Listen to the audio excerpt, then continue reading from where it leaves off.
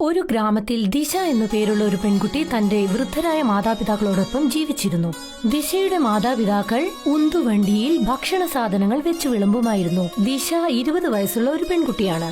ദിവസം മുഴുവൻ പുസ്തകത്തിൽ ആണ്ടുകിടക്കും. ഒരു ദിവസം ദിശയുടെ അമ്മ അനിത അവളോട് പറഞ്ഞു, നീ ദിവസം മുഴുവൻ പുസ്തകത്തിൽ തന്നെ ഇരിക്കുന്നല്ലോ. നിന്റെ അമ്മയെ കുറച്ചൊക്കെ എന്തെങ്കിലും ഒന്ന് സഹായിച്ചൂടെ? വിവാഹത്തിന് ശേഷം ഇതൊക്കെ നിനക്ക് ഉപയോഗപ്പെടും. എന്താ അമ്മേ നിങ്ങൾ ഈ പറയുന്നത്? വീട്ടുജോലിയെല്ലാം എങ്ങനെ ചെയ്യണമെന്ന് എനിക്ക് നന്നായിട്ട് അറിയാം. മാത്രമല്ല പാചകം ചെയ്യാനും ഞാൻ പഠിച്ചിട്ടുണ്ട്. ഞാൻ പാചകം ചെയ്തു കൊടുക്കുന്ന ഭക്ഷണം അച്ഛന് എത്ര ഇഷ്ടമാണെന്ന് അറിയോ? അതൊക്കെ എനിക്ക് നന്നായിട്ട് അറിയാം. പക്ഷേ ദിവസം മുഴുവൻ പുസ്തകം വായിച്ചുകൊണ്ടിരുന്ന നിനക്ക് എന്താ കിട്ടാൻ പോകുന്നത്? ഏതെങ്കിലും ഒരു പെണ്ണിങ്ങനെ പഠിച്ചിട്ട് അതിനെന്തെങ്കിലും പ്രയോജനമുണ്ടോ? അവസാനം കല്യാണവും കഴിച്ച് കണ്ടവന്റെ വീട്ടിലെ അടുപ്പ് ഊതണം.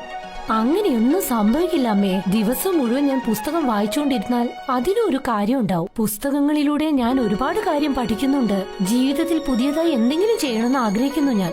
അവൾ പറയുന്നത് കേട്ട് ദിശയുടെ അമ്മ എന്തോ ഒന്ന് പറയാൻ തുടങ്ങി. അപ്പോഴാണ് അവിടേക്ക് ദിശയുടെ അച്ഛൻ വന്നത്. എന്റെ മകള് ദീക്ഷ പറഞ്ഞത് വളരെ ശരിയാണ്. അനിത, അവളെ ഒന്ന് പഠിപ്പിക്കേ. ഞാൻ എന്താ പറയാൻ വന്നതെന്ന് വെച്ചാ, എന്താ നമ്മള് നമ്മുടെ പെണ്ണിനെ ജോലിക്ക് അയക്കാൻ പോവാണോ? ഏറ്റവും അവസാനം അവളെ കല്യാണം കഴിപ്പിക്കാനല്ലേ? അങ്ങനെയൊന്നും ആലോചിക്കില്ല അനിത. ഒരു പക്ഷെ നമ്മുടെ മകൾ ശിക്ഷ നന്നായിട്ട് പഠിച്ചിട്ടുണ്ടെങ്കിൽ ആ പഠിപ്പ് വെച്ചിട്ട് അവൾക്ക് നല്ല ജീവിതം തന്നെ കിട്ടും. അവൾ അവളുടെ പുരുഷനെ വെച്ച് ആലോചിച്ച് ജീവിക്കണ്ട. അതുമാത്രമല്ലാതെ ഇന്നത്തെ കാലത്തിൽ പെണ്ണുങ്ങൾ എന്ന ചെക്കന്മാരെക്കാട്ട് കുറവാണോ? അവരും ആണുങ്ങളെക്കാട്ടും നന്നായിട്ട് അവര് വരുന്നുണ്ട്. അച്ഛാ, എന്റെ സ്കൂളിൽ നിന്ന് 2 ദിവസത്തേക്കായി കാട്ടിലേക്ക് ടൂറ് പോകുന്നുണ്ട്. ഞാനും പൊയ്ക്കോട്ടെ അച്ഛാ? പക്ഷെ മാം 500 രൂപ പൈസ ചോദിച്ചു. ഇത് നോക്കുമോളെ, ഞാൻ എപ്പോഴും നിന്നെ വേണമെന്ന് ഞാൻ പറയേയില്ല. പക്ഷെ നിനക്ക് അറിയാലോ, ഇപ്പോഴൊക്കെ എന്റെ വരുമാനം വല്ലാതെ കുറഞ്ഞിട്ടുണ്ട്. ഞാൻ ഇപ്പോൾ നിന്റെ സ്കൂൾ ഫീസും വളരെ കുറവായിട്ടാണ് കെട്ടിക്കൊണ്ടിരിക്കുന്നത്. പക്ഷെ ടൂറിന് പോകാൻ വേണ്ടി സ്കൂളിലുള്ള എല്ലാരും നിന്റെ അടുത്ത് പണം ചോദിച്ചിട്ടുണ്ടല്ലോ. അതിപ്പോൾ എന്റെ അടുത്ത് ഇപ്പോൾ പണം ഇല്ലല്ലോ മോളെ.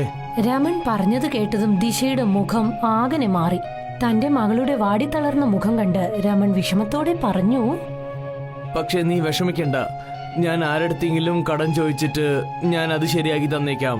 രമൺ പറഞ്ഞത് കേട്ടതും ദിശ സന്തോഷത്തോടെ തുള്ളിച്ചാടി.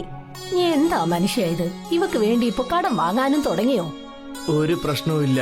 അവൾ പഠിച്ചതിന് ശേഷം അവൾ എന്തായാലും നമ്മളെ നന്നായിട്ട് നോക്കാൻ പറ്റുമല്ലോ, ശരിയല്ലേ? പക്ഷേ മറ്റന്നാള് നമ്മള് നമ്മുടെ വീടിന് വാടകയും കൊടുക്കണ്ടേ? പിറ്റേ ദിവസം രമൺ തന്റെ ഉന്തുവണ്ടിയും കൊണ്ട് ബസ് സ്റ്റാൻഡിന് സമീപം പോയി നിന്നു. പക്ഷേ രമന്റെ ചിന്ത മുഴുവനും ആരുടെ അടുത്ത് നിന്ന് പണം കടം വാങ്ങാമെന്നുള്ളതായിരുന്നു. അപ്പോഴാണ് ദൂരത്ത് നിന്ന് ഗ്രാമത്തലവൻ വരുന്നത് രമൺ ശ്രദ്ധിച്ചത്. ഗ്രാമത്തലവനും രമണിനെ നോക്കിയാണ് വന്നത്. നമസ്കാരം മുതലാളി. നമസ്കാരം നമസ്കാരം നമസ്കാരം രമൺ.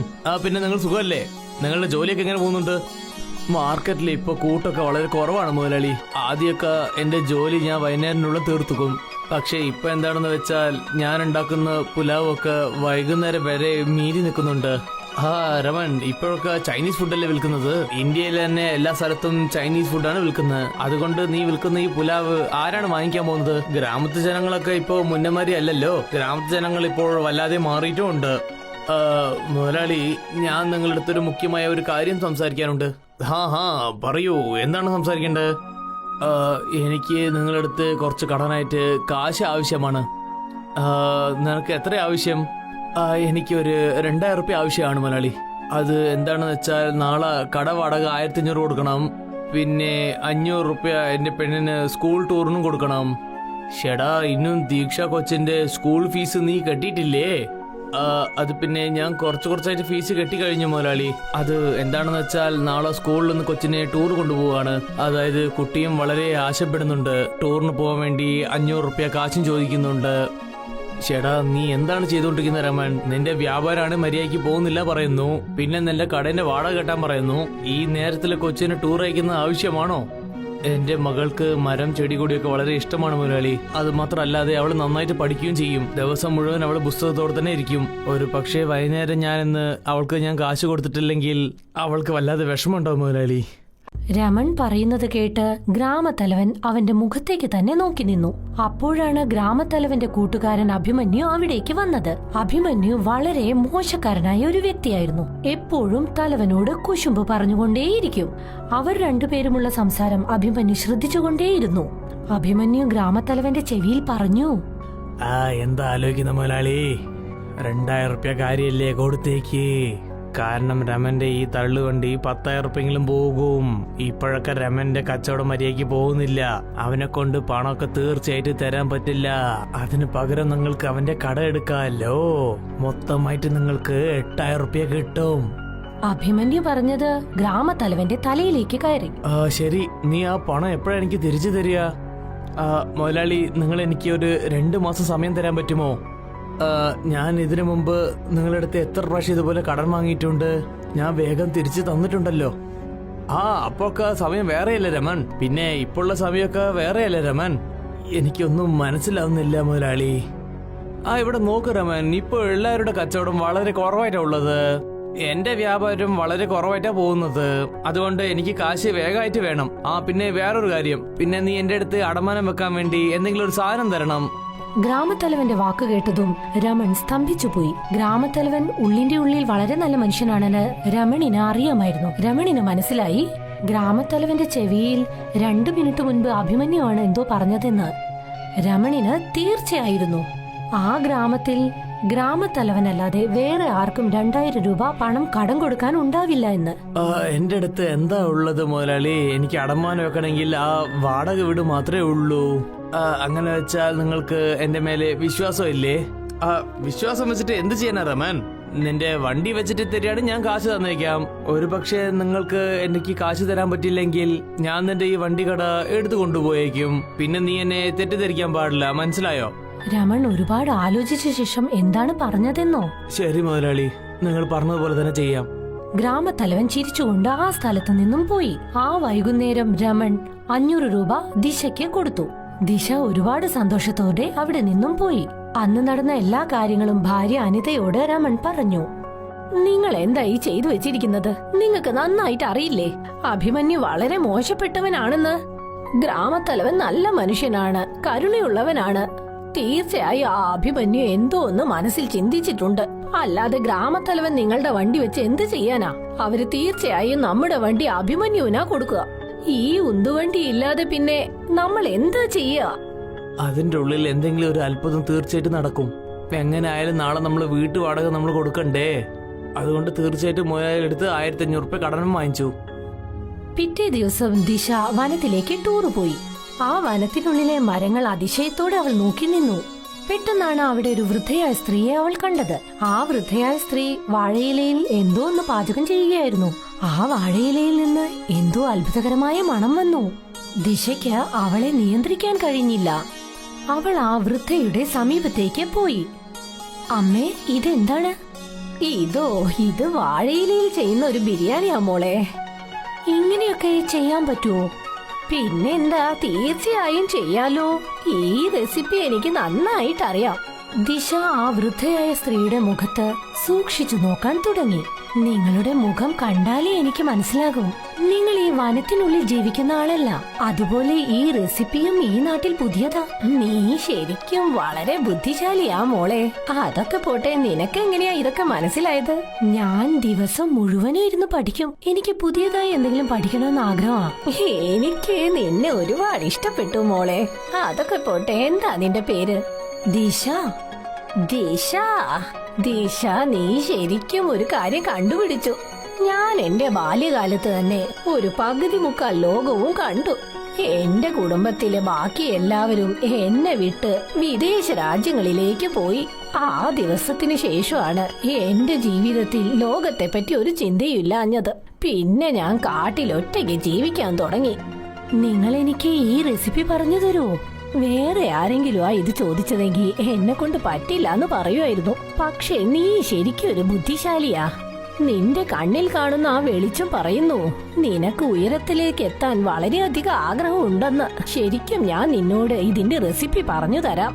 ആ വൃദ്ധ ദിശയ്ക്ക് ഇതിന്റെ റെസിപ്പി മുഴുവൻ പറഞ്ഞു കൊടുത്തു. ടൂർ കഴിഞ്ഞ് ദിശ തന്റെ വീട്ടിലേക്ക് മടങ്ങിപ്പോയി. നാളുകൾ കൊഴിഞ്ഞു വീണുകൊണ്ടേയിരുന്നു. രമണിന്റെ ജോലി പൂർണ്ണമായും നിലച്ചു. മാത്രമല്ല, ഗ്രാമത്തലവൻ അഭിമന്യുവിന്റെ വാക്ക് കേട്ട് രമണിൽ നിന്നും ആ വണ്ടി എടുത്തുകൊണ്ടുപോയി. രമണിന്റെ കച്ചവടം മുഴുവനായും നിന്നു. മാത്രമല്ല, വീട്ടുവാടക കെട്ടേണ്ട ബാധ്യതയും കൂടി വന്നു. എത്ര പ്രാവശ്യം ഞാൻ നിങ്ങളോട് പറഞ്ഞതാ, നിങ്ങളത് കേൾക്കാനേ നിന്നില്ല. മോൾ ഇത്രയും കൂടുതൽ പഠിക്കേണ്ട എന്ത് കാര്യ ഉള്ളത്? ഇപ്പൊ പറ, ഇത്രയും അവളെ പഠിപ്പിച്ചതുകൊണ്ട് നമുക്ക് എന്താ പ്രയോജനം? അവളുടെ സ്കൂളിൽ നമ്മൾ എത്ര പണം ചെലവാക്കി? ആ പണം നമ്മൾ കൂട്ടി വെച്ചിട്ടുണ്ടായിരുന്നെങ്കിൽ ഇപ്പൊ നമുക്ക് അതൊരു ഉപകാരമായിരുന്നേനെ. ഷടാ, ഇതില് ദീക്ഷയുടെ അടുത്ത് ഒരു തെറ്റുമില്ലല്ലോ അനിത. അപ്പോഴാണ് അവിടെ ദിശ വന്ന് പറഞ്ഞത്, അച്ഛാ, എന്റെ കയ്യിൽ ഒരു പ്ലാനുണ്ട്. എന്തു പ്ലാനാ മോളെ? കുറച്ചു മാസങ്ങൾക്ക് മുൻപ് ഞാൻ കാട്ടിലേക്ക് ടൂറ് പോയില്ലേ? അവിടെ ഒരു വൃദ്ധയായ അമ്മ എനിക്ക് ബിരിയാണി ചെയ്യുന്നതിന്റെ റെസിപ്പി പറഞ്ഞു തന്നിരുന്നു. എനിക്ക് എന്താ തോന്നുന്നതെന്ന് വെച്ചാ, അതേ ബിരിയാണി നമ്മൾ ഈ ഗ്രാമത്തിൽ പാചകം ചെയ്ത് വിറ്റാൽ നമുക്ക് ഒരുപാട് ലാഭം കിട്ടുമല്ലോ. നീ എന്തൊക്കെ സംസാരാ ഇത്? നീ എന്താ പറയാൻ വന്നത്? നിന്റെ അച്ഛൻ പുലാവൊക്കെയല്ലേ ചെയ്തോണ്ടിരുന്നത്? അനിത, എനിക്ക് എന്താ തോന്നുന്നു വെച്ചാൽ ദീക്ഷ പറഞ്ഞത് ശരിയാണ്. മുതലാളിയും അതാണ് പറഞ്ഞത്. ഇപ്പോഴൊക്കെ നാട്ടിൽ പുതിയ വികയായിട്ടാണ് ഭക്ഷണം ഉണ്ടാക്കുന്നത്. നമ്മളും ഇതുപോലെ പുതിയതായിട്ടൊന്നും ഉണ്ടാക്കിയില്ലെങ്കിൽ പിന്നെ ഇങ്ങനെ തന്നെ നമ്മളും കഷ്ടപ്പെടേണ്ടി വരും. പക്ഷെ എന്താ പ്രശ്നമെന്നാ, നമ്മുടെ മോള് പറയുന്നത് കേട്ടാലും നിങ്ങൾ ആ ബിരിയാണി എവിടെ കൊണ്ടുപോയിട്ടാ വിൽക്കുക? വണ്ടിയാണെങ്കിൽ അഭിമന്യു എടുത്തു പോയില്ലേ? നിങ്ങൾ അതേപറ്റി ഓർത്ത് വിഷമിക്കേണ്ട അമ്മേ. നമ്മുടെ വീടിന്റെ ഈ അവസ്ഥയെക്കുറിച്ച് ഞാൻ ടീച്ചറോട് ഡിസ്കസ് ചെയ്തിരുന്നു. ടീച്ചറുടെ ഒരു കട ഗ്രാമത്തിലുണ്ട്. ടീച്ചർ എന്നോട് പറഞ്ഞു, അച്ഛനോട് എപ്പോ പണം കിട്ടുന്നോ അതുവരേക്കും ആ കടയിൽ നമുക്ക് കച്ചവടം ചെയ്യാമെന്ന് പറഞ്ഞു. ദിശ പറഞ്ഞത് കേട്ട് രമണിന് സന്തോഷമായി. ദിശ പിറ്റേ ദിവസം രമണിനെ വയലിലേക്ക് കൂട്ടിക്കൊണ്ടുപോയി. എന്നിട്ട് അച്ഛന്റെ കൂടെ വാഴയിലകൾ പറിച്ചുകൊണ്ടുവന്ന് ആ കടയിൽ വെച്ചു. രമണും അനിതയും മുൻപേ തന്നെ ആ കട മുഴുവൻ വൃത്തിയാക്കി വച്ചിരുന്നു. ദിശ ആ വാഴയിലയിൽ ബസുമതി അരിയും ബാക്കി എല്ലാ സാധനങ്ങളും നിറച്ചു വെച്ചു. കുറച്ചു സമയത്തിനുള്ളിൽ തന്നെ വാഴയിലയിൽ ഉണ്ടാക്കിയ ബിരിയാണി റെഡിയായി. അതിൽ നിന്നും വളരെയധികം രുചികരമായ ഒരു മണം പുറത്തേക്ക് വരാൻ തുടങ്ങി. ആ വഴിയിലൂടെ പോകുന്ന ആർക്കും സ്വയം നിയന്ത്രിക്കാൻ കഴിഞ്ഞില്ല. പെട്ടെന്ന് ഒരാൾ അങ്ങോട്ട് വന്ന് എന്തു പറഞ്ഞെന്നോ? ഷടാ, നിങ്ങളുടെ കടയിൽ നല്ല രുചിയുള്ള മണം വരുന്നുണ്ടല്ലോ. ഇതേതെങ്കിലും പുതിയ ഹോട്ടലാണോ? രമൺ എന്തെങ്കിലും പറയുന്നതിനു മുൻപ് ദിശ ആ മനുഷ്യനോട് പറഞ്ഞു, നിങ്ങൾ ശരിയായ കാര്യമാണ് പറഞ്ഞത്. ഇത് ഞങ്ങളുടെ പുതിയ ഹോട്ടലാണ്. വാഴയിലയിൽ ഉണ്ടാക്കിയ ബിരിയാണി ഇവിടെ കിട്ടും.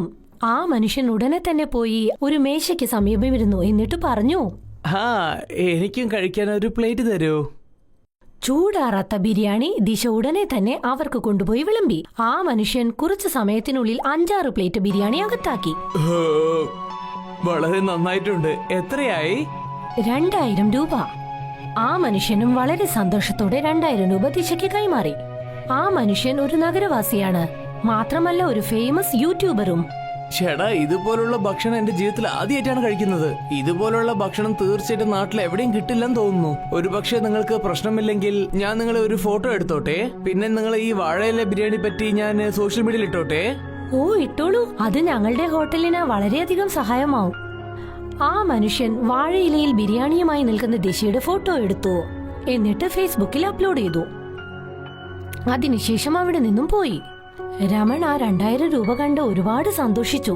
ഇത്രയും പണം 10 ദിവസം പണിയെടുത്താലും രമണിന് കിട്ടില്ല.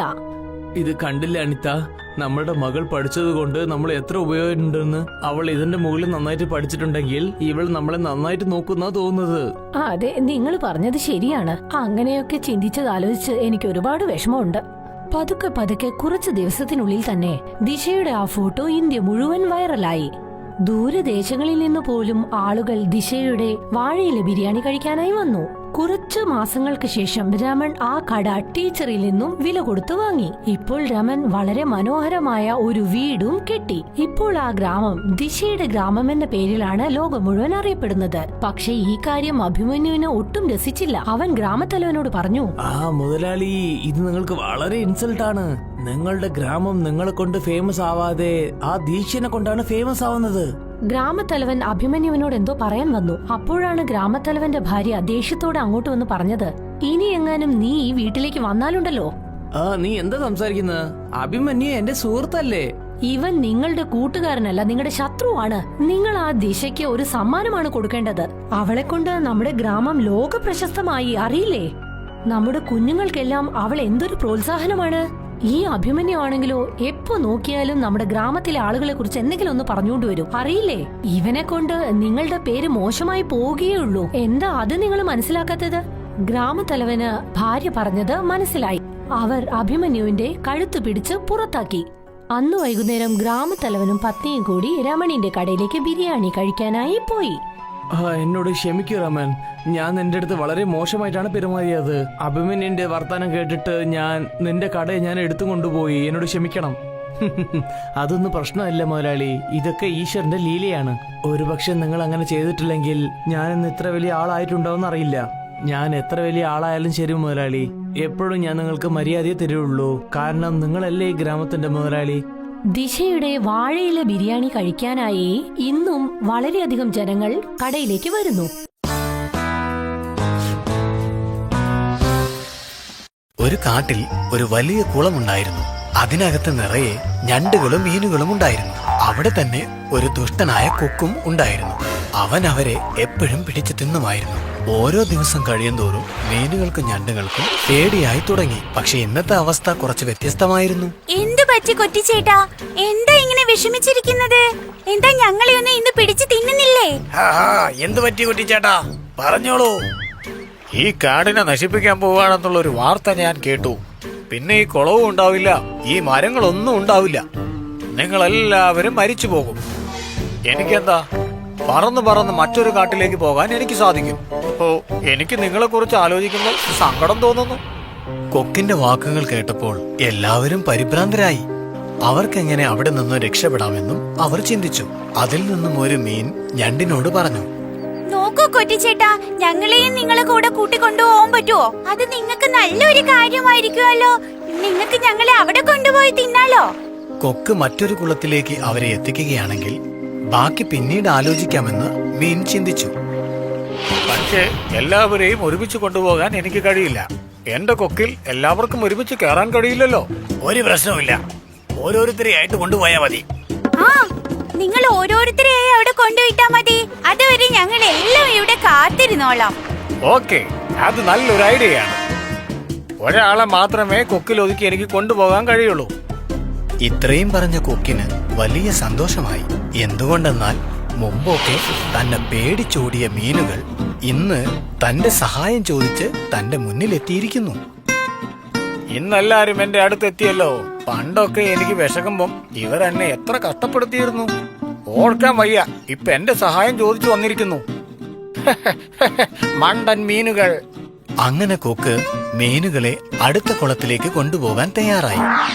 ആദ്യത്തെ മീനിനെ കൊക്കിലൊതുക്കി അവൻ കൊണ്ടുപോയി. കുറച്ചു ദൂരം കഴിഞ്ഞപ്പോൾ അവനൊരു പാറക്കെട്ടിലിരുന്നു. കൊറ്റിച്ചേട്ടാ, ഇവിടെ ഒരു കുളവും കാണാൻ പറ്റുന്നില്ലല്ലോ. ഇതേതോ ഒരു മരുഭൂമി പോലെയുണ്ട്. അതെ, സത്യമാണ് പറഞ്ഞത്. ഇവിടെ ഒരു കുളവുമില്ല. എന്നെ നീ ഒരുപാട് കളിയാക്കുകയല്ലേ. ഇനി നിനക്ക് ചിരിക്കാൻ സാധിക്കില്ല. കൊക്ക് മീനിനെ പിടിച്ചു വിഴുങ്ങി. അടുത്ത മീനിനെ പിടിക്കാനായി കൊക്ക് വീണ്ടും കുളത്തിനടിയിലേക്ക് പോയി. അടുത്തതിനെയും കൂട്ടി അവൻ വീണ്ടും പാറക്കെട്ടിനടുത്തെത്തി. അയ്യോ, ഞങ്ങൾ നിന്നെ വിശ്വസിച്ചതല്ലേ. നീ ഇത്രയ്ക്ക് ദുഷ്ടനാണോ? നീ ഞങ്ങൾക്ക് വാക്ക് തന്നതല്ലേ കൊറ്റിച്ചേട്ടാ? രണ്ടാമത്തെ മീനിനെയും കൊക്ക് തിന്നുകഴിഞ്ഞു. അങ്ങനെ രണ്ടാമത്തെ കുളത്തിലേക്ക് എത്തിക്കാമെന്നും പറഞ്ഞ് ഓരോരോ മീനുകളെ കൊക്ക് തിന്നു തീർത്തു. അങ്ങനെ ഞണ്ടിന്റെ അവസരം വന്നു. കൊക്കിന്റെ കൂടെ പോരുകയായിരുന്ന ഞണ്ട് താഴെ വഴിയിൽ നിറയെ മീനിന്റെ മുള്ളുകൾ കിടക്കുന്നത് കണ്ടു. പേടിയായപ്പോൾ അവൻ കൊറ്റിയോട് ചോദിച്ചു, കൊക്ക് ചേട്ടാ, നമ്മൾ എങ്ങോട്ടാ പോകുന്നത്? ഇവിടെ കുളമൊന്നും കാണുന്നില്ലല്ലോ. താഴെ ഒരു ഒഴിഞ്ഞ മൈതാനമാണല്ലോ കാണുന്നത്. ആ, നിനക്കെല്ലാം മനസ്സിലായെന്ന് തോന്നുന്നു ഞണ്ടേ. ഇനി മനസ്സിലാക്കിയിട്ടൊന്നും ഒരു കാര്യവുമില്ല. ഇതൊക്കെ നിങ്ങൾ മുന്നേ ചിന്തിക്കണമായിരുന്നു. ഇപ്പോ മീനുകളെ പോലെ ഞാൻ നിന്നെയും തിന്നാൻ പോവുകയാണ്. ആ, എനിക്ക് വലിയ സന്തോഷമായി. പക്ഷേ ഞണ്ടുമൊട്ടും വിട്ടുകൊടുത്തില്ല. അവന് കൊറ്റിയോട് വലിയ ദേഷ്യം തോന്നി. അവൻ കൊറ്റിയുടെ കഴുത്ത് ദേഷ്യത്തോടെ ഇറുക്കി പിടിച്ചു. എന്നിട്ട് ശ്വാസം മുട്ടിച്ചു.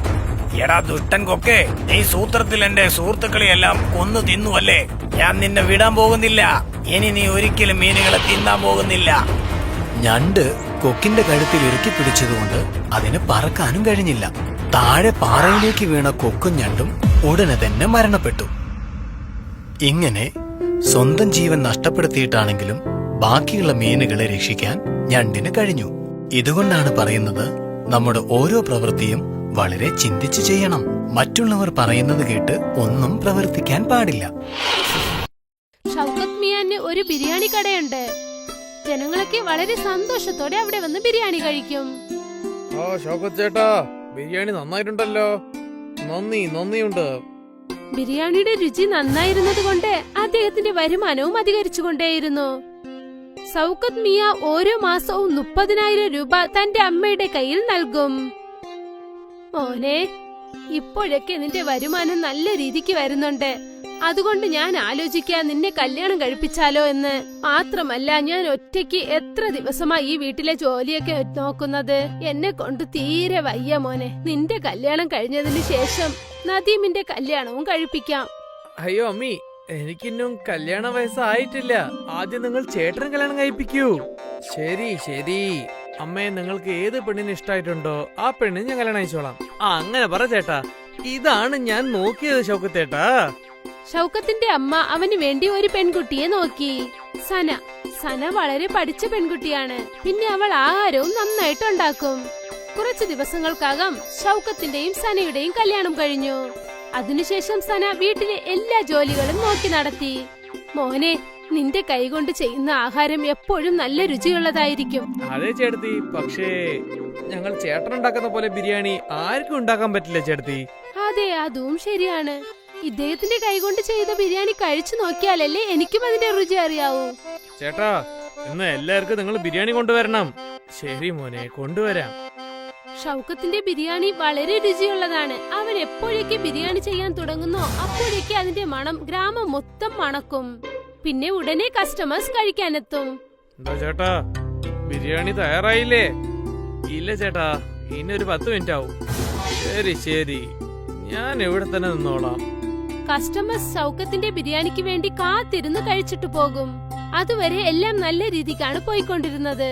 ഈ അംഷദ് ചേട്ടൻ ആവശ്യമില്ലാതെ നമ്മളുടെ അധ്വാനമാണ് നശിപ്പിക്കുന്നത്. ഞാൻ എന്തെങ്കിലും ചെയ്തേ പറ്റുള്ളൂ. ഞാനും വില കുറയ്ക്കാൻ പോവുകയാണ്. ഷൗക്കത്തും ബിരിയാണിയുടെ വില അധികമാക്കി 80 രൂപയാക്കി. ദിവസവും നമ്മൾ ഈ ബിരിയാണിയാണ് കഴിക്കാൻ പോകുന്നത്. വരൂ, ഇന്ന് നമുക്ക് അവിടെ പോയി കഴിച്ചു നോക്കാം. ശരി. ഒരുപാട് കസ്റ്റമേഴ്സ് പുതിയ ബിരിയാണി കഴിക്കാനായി അംജത്തിന്റെ കടയിലേക്ക് പോയി. പക്ഷെ അംജത്തിന്റെ കയ്യിൽ ഒരു പുതിയ മാന്ത്രികതയുണ്ടായിരുന്നു. ഒരു വട്ടം അവന്റെ ബിരിയാണി ആരെങ്കിലും കഴിച്ചാൽ വീണ്ടും അതേ കടയ്ക്ക് അവർ തിരിച്ചെത്തും. ഇന്നലെ പോയി ഞാൻ ബിരിയാണി കഴിച്ചില്ലേ? വരൂ, നമുക്ക് അവിടെ തന്നെ പോയി കഴിക്കാം. ആ തീർച്ചയായും, ആ ബിരിയാണി മറക്കാനേ പറ്റില്ല. പതുക്കെ ഷൗക്കത്തിന്റെ കടയിൽ ആരും വരാതെയായി. ഇതൊക്കെ കുറച്ചു ദിവസം ഇങ്ങനെ നടക്കുക. അംജത്തിന്റെ കട പുതിയതല്ലേ, അതുകൊണ്ട് കസ്റ്റമേഴ്സ് ഒക്കെ അവന്റെ ബിരിയാണി ടേസ്റ്റ് ചെയ്ത് നോക്കുകയാണ്. കുറച്ചു ദിവസം കഴിഞ്ഞിട്ട് എന്റെ കസ്റ്റമേഴ്സ് ഒക്കെ എന്റെ അടുത്ത് തന്നെ തിരിച്ചു വരും. ഷൗക്കത്ത് ഇവിടെ എന്താണ് സംഭവിക്കുന്നതെന്ന് മനസ്സിലാക്കുന്നതിന് മുൻപ് തന്നെ അവന്റെ മൊത്തം വരുമാനവും ഒരുപാട് കുറഞ്ഞുപോയി. ഇപ്പോൾ വീട്ടിലെല്ലാരും വളരെ വിഷമത്തിലാണ്. എന്തുപറ്റി ഷൗക്കത്ത്? നീ എന്തിനാ ഇത്രയും വിഷമിച്ചിരിക്കുന്നത്? ഞാൻ എന്തെന്ന് പറയണ്ടമ്മേ, എന്റെ കടയുടെ അടുത്ത് തന്നെ ഇന്നൊരു ബിരിയാണി കടയും വെച്ചിട്ടുണ്ട്. പയ്യെ എന്റെ കസ്റ്റമേഴ്സ് ഒക്കെ അങ്ങോട്ടാണ് പോകുന്നത്. ഇങ്ങനെ തന്നെ പോയിക്കൊണ്ടിരുന്ന പിന്നെ ഒരു ദിവസം ഞാൻ എന്റെ കട മൂടിയിട്ട് തന്നെ വീട്ടിലേക്ക് പോണം. തീർച്ചയായും അങ്ങനെയൊന്നും നടക്കില്ല മോനെ. ദൈവമുണ്ട്. ഇടയ്ക്കിടയ്ക്ക് കുറച്ചു ദിവസം ഇങ്ങനെ കഷ്ടപ്പാടുണ്ടാകും. ഞാൻ അങ്ങനെ തന്നെയാണ് വിശ്വസിച്ചോണ്ടിരിക്കുന്നത് അമ്മേ. ഷൗക്കത്തിന്റെ വിഷമം കണ്ട് വീട്ടിലെ എല്ലാ ആൾക്കാരും ഒരുപാട് വിഷമത്തിലായിരുന്നു. അന്ന് രാത്രി സന ഷൗക്കത്തിനോട് എന്താ കാര്യമെന്ന് ചോദിച്ചു. ഒരുപക്ഷെ വില അധികമായതുകൊണ്ട് കസ്റ്റമേഴ്സ് വേറെ കടയിലേക്ക് പോയെങ്കിൽ നമ്മൾ എന്തുകൊണ്ട് വില കുറച്ചു കൊടുത്തുകൂടാ? പറയൂ. നമുക്ക് എങ്ങനെ വില കുറയ്ക്കാൻ പറ്റും സന? ഒരു പ്ലേറ്റ് ബിരിയാണിന്റെ വില തന്നെ ചെലവ് 50 റുപ്യാവും സന. അത് നമ്മൾ 80 റുപ്യക്കാണ് വിൽക്കുന്നത്. വെറും 30 റുപ്യാണ് നമുക്ക് ലാഭം കിട്ടുന്നത്. പിന്നെ ഇതും നമ്മൾ കുറച്ചാൽ പിന്നെ വീട്ടു ചെലവൊക്കെ എങ്ങനെ നമ്മൾ നോക്കാൻ പറ്റും? എങ്കിൽ നമ്മൾ വില കുറഞ്ഞ സാധനങ്ങൾ വാങ്ങി ബിരിയാണി ചെയ്താൽ എങ്ങനെയിരിക്കും? എങ്കിൽ കുറഞ്ഞ വിലയ്ക്ക് കൊടുക്കാമല്ലോ. ബിരിയാണിക്ക് നമ്മൾ ഉപയോഗിക്കുന്ന അരിയാണ് വളരെ വില കൂടിയത്. അതുമാത്രല്ലാതെ ബാസ്മതി അരി എങ്ങനെ വില കുറഞ്ഞത് കിട്ടുക? പിന്നെ ബാസ്മതി അരി ഞാൻ സാധാരണ അരിയായിട്ട് മാറ്റാൻ പറ്റില്ലല്ലോ. അങ്ങനെയാണെങ്കിൽ നമ്മൾ ബസുമതി റൈസിന് പകരം വേറെ എന്തെങ്കിലും സാധനം കൊണ്ട് ബിരിയാണി ഉണ്ടാക്കിയാലോ? അങ്ങനെ വെച്ചാൽ? അതായത് മാഗി. മാഗി കൊണ്ട് ഒരുപാട് ആൾക്കാർ ഒരുപാട് ഡിഷ് ചെയ്യുന്നുണ്ട്. നമ്മൾ എന്തുകൊണ്ട് ബിരിയാണി ചെയ്ത് നോക്കിക്കൂടാ? നമ്മുടെ ചിലവും കുറയുമല്ലോ. മാഗി ബിരിയാണിയോ? ഇത് ഞാൻ ആദ്യമായിട്ടാണ് കേൾക്കുന്നത്. ഇപ്പോഴൊക്കെ വ്യത്യസ്തമായ സാധനങ്ങൾക്കാണ് നല്ല ഡിമാൻഡ്. ഒരു വട്ടം നമുക്ക് ശ്രമിച്ചു നോക്കാമെന്നേ. ശരി, ഇപ്പൊ ഒന്നും അത്ര വലുതായിട്ട് പോകുന്നില്ല, നമുക്ക് അതും ശ്രമിച്ചു നോക്കാലോ. അടുത്ത ദിവസം ഷൗക്കത്ത് എന്നത്തെയും പോലെ ബിരിയാണി ചെയ്യാൻ തുടങ്ങി. പക്ഷെ ഇന്നത്തെ ദിവസം ബസുമതി റൈസിനു പകരം മാഗി ഇട്ട് ചെയ്തു.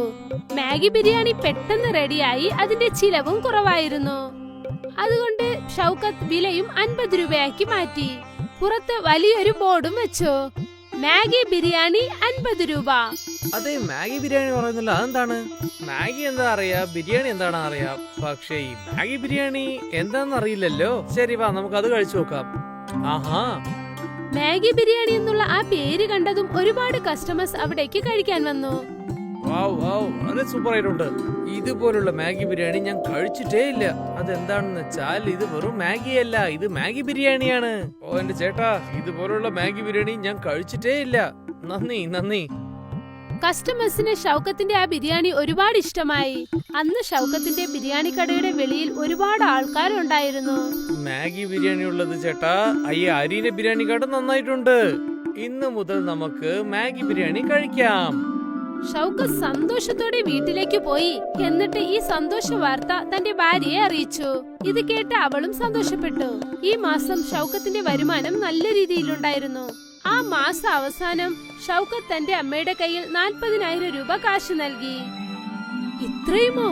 അതെ അമ്മേ, സനയുടെ മാഗി ബിരിയാണിന്റെ ഐഡിയ നന്നായിട്ട് വർക്കൗട്ട് ആയിട്ടുണ്ട്. ഡബിൾ വരുമാനമാണ് വരുന്നത്. വീണ്ടും ഒരു വട്ടം അവരെല്ലാരും സന്തോഷത്തോടെ ആയിരുന്നു. അവരുടെ കഷ്ടവും മാറി. കാരണം അവരുടെ വരുമാനം അധികരിച്ചു. മാഗി ബിരിയാണി ഫേമസ് ആയി.